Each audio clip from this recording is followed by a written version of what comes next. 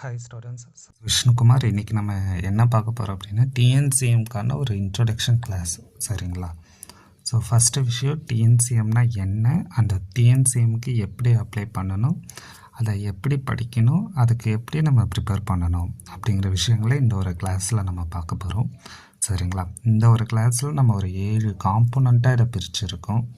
First வந்து application எப்போது, eligibility எப்போது, எப்படி ப்ரிப்பேர் பண்ணணும், எப்படி ஸ்காலர்ஷிப் வாங்கணும், எப்படி ஸ்காலர்ஷிப், அதோட கட் ஆஃப் மார்க் என்ன, டார்கெட் நம்ம எந்த மார்க்கை வைக்கணும், ஸ்டூடெண்ட்ஸோட மென்டாலிட்டி எப்படி இருக்கணும், நீங்கள் எப்படி படிக்கணும் அப்படிங்கிறத நம்ம பார்க்க போகிறோம். கூட வந்து இங்கே ஒரு லைன் கொடுத்துருப்போம் பாருங்களேன், எ வீ to governments competitive exams. So நீங்கள் டிஎன்சிஎம்க்கு படிக்கிறது வந்து ஒரு கவர்மெண்ட் எக்ஸாம்ஸ்க்கு படிக்கிற மாதிரி இருக்கும். அப்போ கவர்மெண்ட் எக்ஸாம்ஸ்க்கு நீங்கள் படிக்கிற மாதிரி இருந்துச்சுன்னா இதை வந்து ஒரு மாடல் எக்ஸாமாக நீங்கள் எடுத்துக்கிட்டு படிக்க ஆரம்பிக்கலாம். சரிங்களா? ஸோ இதெல்லாம் இந்த ஒரு இன்ட்ரோ கிளாஸில் நம்ம கவர் பண்ண போகிறோம். சரிங்களா? ஸோ டவுட் ஏதாச்சும் இருந்தாலும் நீங்கள் கேளுங்க, நான் ஆன்சர் பண்ணுறேன். ஓகே. ஸோ ஃபஸ்ட்டு விஷயம், நம்ம டிஎன்சிஎம்னு பார்க்குறப்ப இங்கே என்ன இருக்குது அப்படின்னா, தமிழ்நாடு முதலமைச்சரின் திறமை தேடல் தேர்வு. சரிங்களா?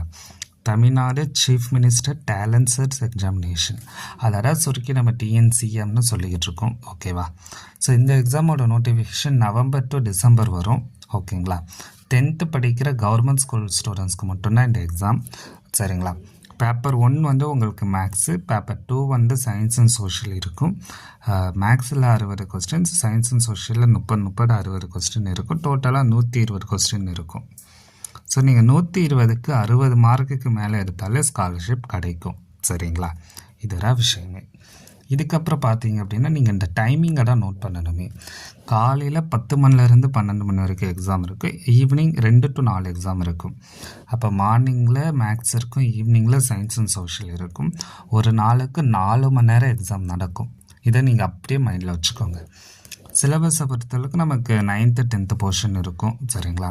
இதோட ஸ்காலர்ஷிப் வந்து வருஷத்துக்கு 10,000, 5 வருஷத்துக்கு 50,000 உங்கள் 11th 12th நீங்கள் காலேஜ் படிக்கிற 3 வருஷம் கிடைக்கும். ஸோ தமிழ்நாட்டில் 500 பாய்ஸ் 500 கேர்ள்ஸும் செலக்ட் பண்ணுறாங்க. அடுத்து பார்த்தீங்க அப்படின்னா, இங்கே மார்க்கை பாருங்களேன். நான் சேஃப் மார்க்குன்னு சொன்னது 30, மேக்ஸில் நீங்கள் 30லேருந்து 45க்கு மேலே எடுக்கணும், சயின்ஸில் 15லேருந்து 20க்கு மேலே, சோஷியல் அதே தான்.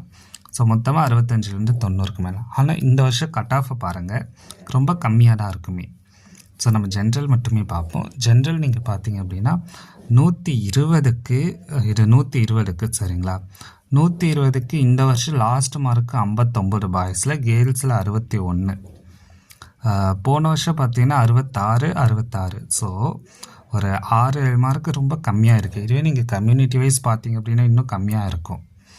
ஏன் சார் இந்த ஒரு மார்க் கம்மியாக இருக்குது அப்படின்னா, நல்லா புரிஞ்சுக்கோங்களேன். இந்த வருஷம் 54 மார்க் எடுத்தாலே உங்களுக்கு ஸ்காலர்ஷிப் கிடைக்கும்.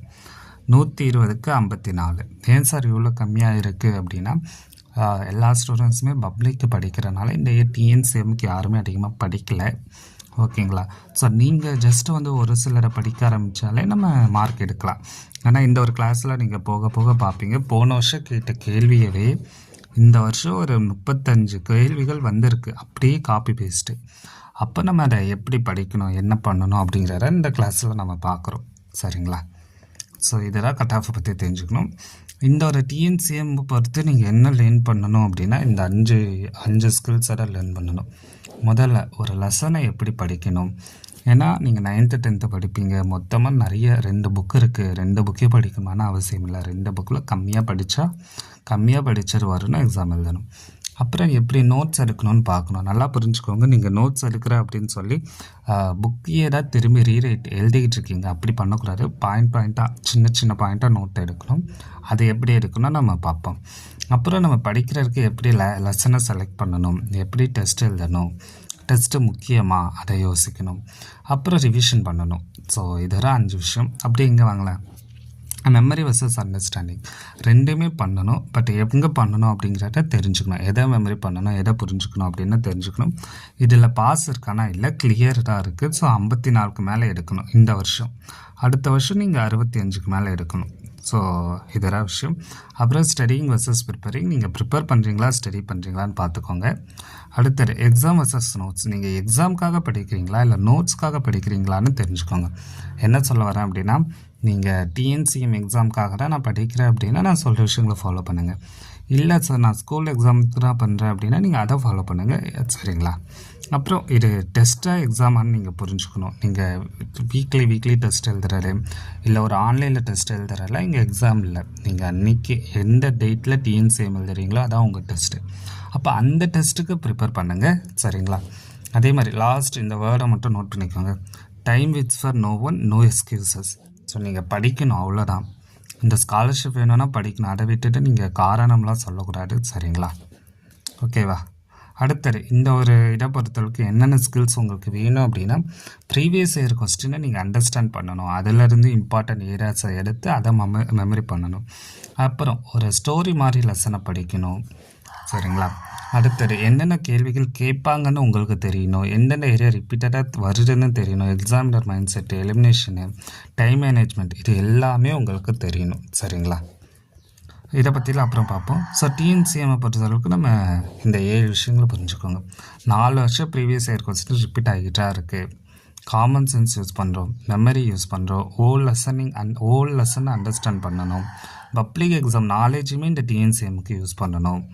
உண்மையாகவே உங்களுக்கு டிஎன்சிஎம் வேணுமா அப்படின்னு கேட்டு பாருங்கள்.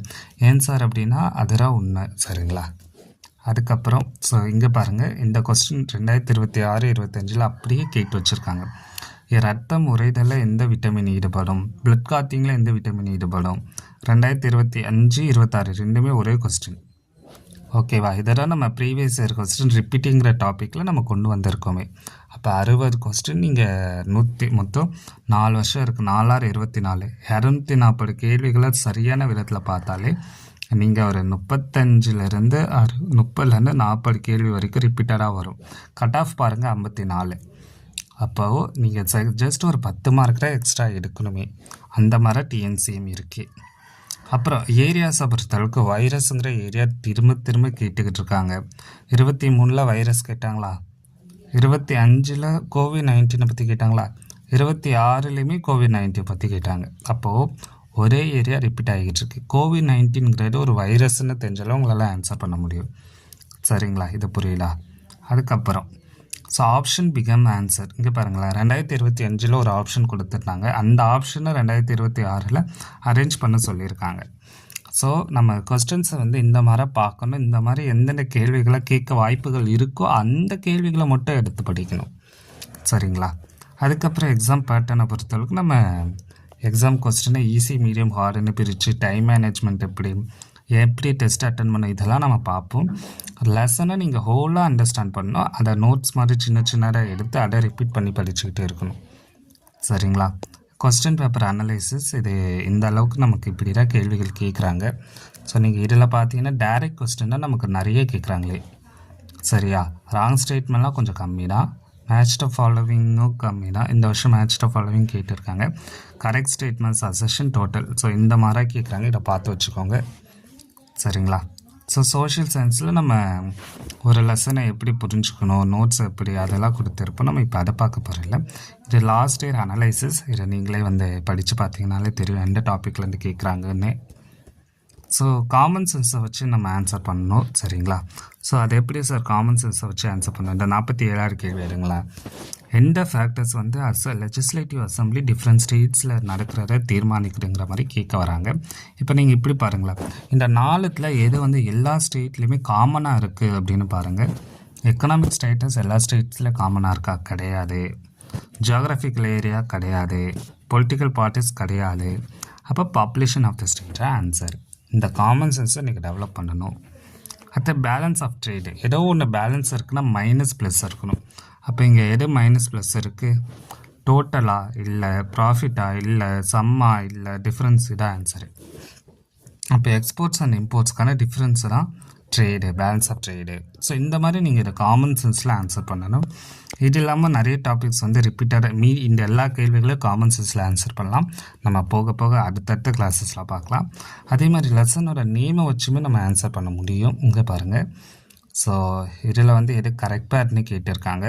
ஸோ ஜூனா வாட்டர் வராது, ஹைட்ரோனா விந்து வராது, என்டமோனா இன்செக்டு வராது. அனிமல் அப்போ அதான் ஆன்சர். அந்த மாதிரி நம்ம காமன் சென்ஸை யூஸ் பண்ணோம். அது எப்படின்னு பார்ப்போம். அதே மாதிரி இங்கே பாருங்கள், இந்த வருஷம் கேட்ட 2 கேள்வியுமே ராஜாராம் மோகன் ராயிலேருந்து கேட்டிருந்தாங்க. NMMSலையுமே ராஜாராம் மோகன் ராயிலேருந்து கேட்டிருந்தாங்க. அப்போ ராஜாராம் மோகன் ராய் அப்படிங்கிறவர் ஒரு இம்பார்ட்டன்ட் பர்சனாலிட்டி. அப்போ சோஷியலில் கேட்குற கேள்விகள் இம்பார்ட்டன்ட் இருந்து தான் கேட்பாங்களே, அந்த இம்பார்ட்டனை எடுத்து நீங்கள் படிக்கணும். ஓகேங்களா? ஸோ அதுக்கப்புறம் இங்கே பாருங்கள், சோஷியல் திரும்ப கொஸ்டின் ரிப்பீட்டிங், அந்த பேட்டர்ன் அப்படியே ரிப்பீட் ஆகுது. ஸோ ஒரு எது சரியாக பொருந்தவில்லை, எது தவறுன்னு கேட்டிருக்காங்க. இந்த வருஷம் 24 சரியானதை கேட்டிருந்தாங்க. ஸோ அப்படியே பாருங்களேன், பெருங்கடல் இங்கே இருக்குது, இங்கே வந்து கடலை கொடுத்துருக்காங்க, நீரோட்டத்தை இங்கே கொடுத்துருக்காங்க, நீரோட்டத்தை இங்கே கொடுத்துருக்காங்க. ஸோ இதை நீங்கள் புக்கில் படித்தாலே ஆன்சர் பண்ண முடியும். ஓகேவா? ஜஸ்ட் அந்த டீம் ரிப்பீட் ஆகிருக்குன்னு காமிக்கிறோம். ஸோ இந்த மாதிரி நீங்கள் ஒரு லெசனை எடுத்து இப்போ எப்படி படிக்கணும்னு பார்ப்போம். ஸோ இது வந்து டிஎன்சிஎம்மில் கேட்ட கேள்வி புக்கில் எங்கே இருக்குதுன்னு நான் பேஜ் நம்பர் வரைக்கும் கொடுத்துருக்கேன். இதை நீங்கள் பார்க்குறப்ப என்ன புரிஞ்சுக்கணும் அப்படின்னா, ஒரு லெசனில் இந்த மாதிரி கொஸ்டின்ஸை நீங்கள் அரேஞ்ச் பண்ணிக்கிட்டு அதுக்கப்புறம் அந்த லெசனில் எவ்வளோ கேள்விகள் கேட்டிருக்காங்க அப்படின்னு நீங்கள் இந்த மாதிரி நோட் பண்ணி வச்சுக்கிட்டு, இப்போ இதில் பேஜ் நம்பர் வருதா, இந்த பேஜ் நம்பரை நீங்கள் படிக்க ஆரம்பிக்கணும். ஏன்னா யூனிஃபார்ம் ரைட்டிங்ஸில் 2 வருஷம் கேட்டிருந்தாங்க. அப்போ இது ரொம்ப இம்பார்ட்டண்டான ஒரு பாயிண்ட்டு. அப்போ அதுக்கு இருக்க முன்ன பக்கம் பின்ன பக்கத்தை நீங்கள் படிக்கணும். சரிங்களா? ஸோ இந்த மாதிரி நம்ம மைண்ட் மேப்பை க்ரியேட் பண்ணி உங்களுக்கு கொடுத்துருக்கோம். நம்ம கிளாஸஸ்மே மைண்ட் மேப் மெத்தடில் தான் எடுக்க போகிறோம்.